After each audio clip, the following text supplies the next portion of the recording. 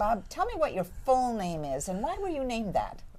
My full name is Robert Earl Noell, and my father's name was Robert Marshall Noell, but there was one ahead of me that didn't make it, and so I am not a junior. So I was named after an Earl, and I don't know who that Earl is. I see. Okay. And what year were you born? When's your birthday? I was born March 19th, 1934. I was born in the Virginia mountains on Lone Pine Mountain out of Bedford, Virginia. And born in a house that all of the floor wasn't even in the house, and it was cold in the wintertime, but they went there to have me at my father's brother's house. And that's where my cousins and all live now, in that area in Virginia. So that's kind of home to you in a sense? Well, it's where all my relatives live, you know, on my father's side. So why did your parents go there to have you born there? They were on the road then? Yes, my mother and father both traveled. They both were like performers. My mother did a lot of sketching on paper of things that were very amusing. They could make a head and turn it upside down on paper, and it would be a different head. Instead of smiling, it'd be frowning or something. And she did a number of those. My father was a ventriloquist. My father was also a blackface comedian. My father sold medicine. He put on a free show to get a crowd to sell medicine in the earlier days. You know, when actually before I was born and then after I was born too. I don't remember a lot about the medicine shows. I do remember when they sold later on some medicines, but what kind of medicines did they sell? The same medicines you buy now in the drugstore.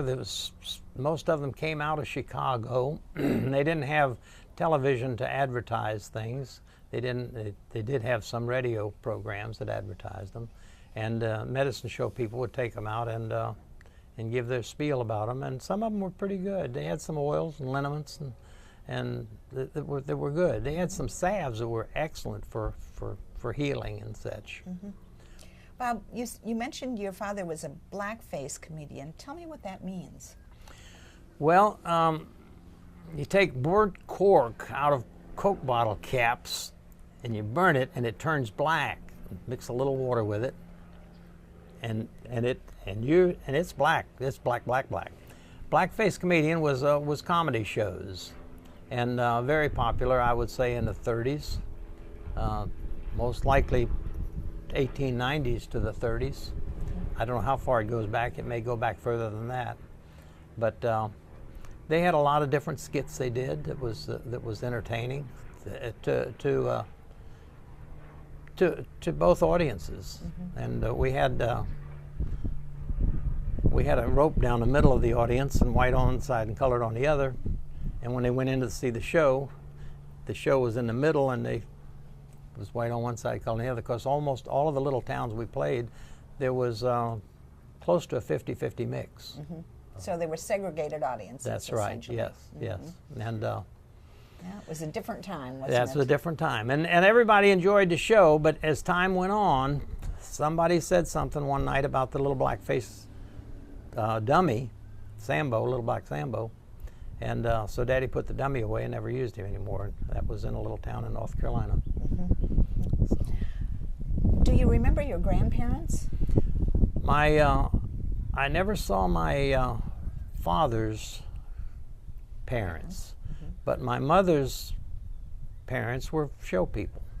Now, the man that raised my father was a showman, a traveling magician, one-man horse and buggy show, medicine show salesman, came to Syfax, Virginia, which was a one-store town, and put a show on, and Daddy got permission from my grandfather, his daddy, to go with Doc.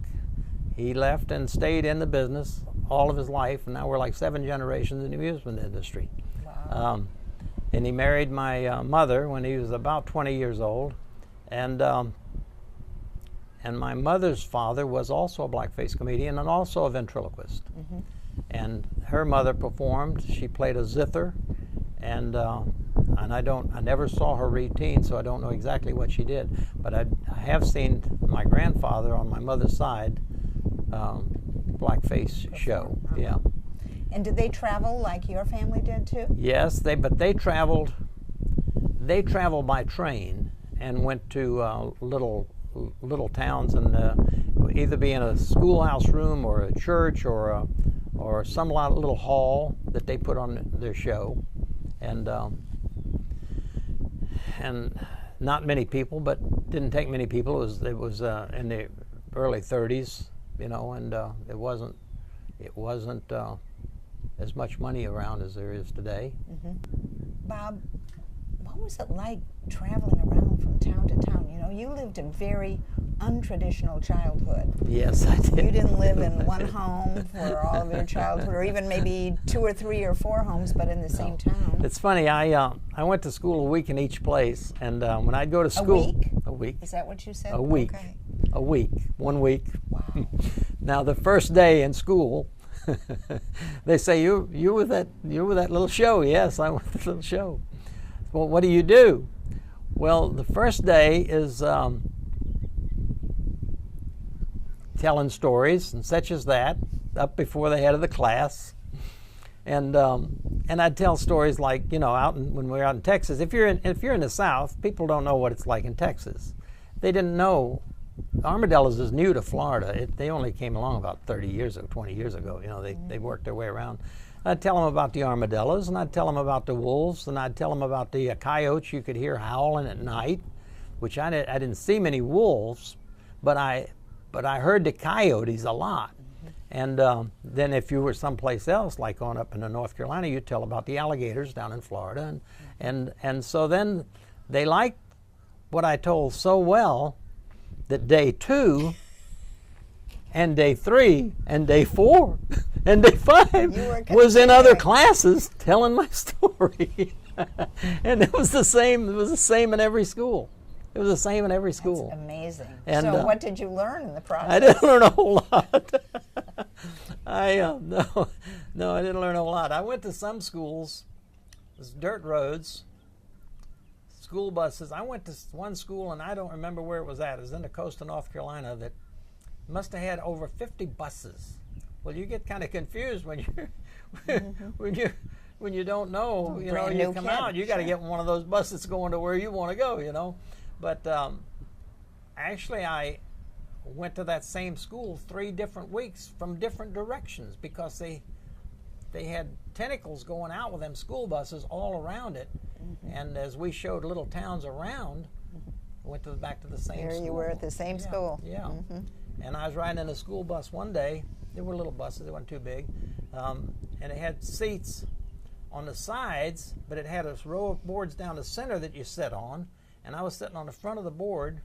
And some of the school bus drivers was young, and they were, the kids would say, do a wheelie or something, you know, or like spin around in the dirt in the middle of the crossroad, you know, but this one driver was running along and hit a thing that must have fell off of a log truck, and it had a limb on it, and when he run over it, the board came through the boards right between my legs and came up about that far. And I'm glad I wasn't sitting a little closer to the front, you know. I was sitting on the end of the board. It came right up through the floorboard. Oh, my gosh. And you were I remember one time we was following another school bus, and the roads were real close to the front steps on houses. They built the houses, or they built the road, right against the front of the house. And there's always chickens around them houses. And I saw the chicken run, and I saw one get run over by the back wheels. Squished that chicken. That's a memorable moment, you know. I mean, of course, they didn't mean to run over the chickens, but the chicken was under the wheels of the bus, right in front of me, under the school bus. I had a lot of experiences on them school buses. It was pretty.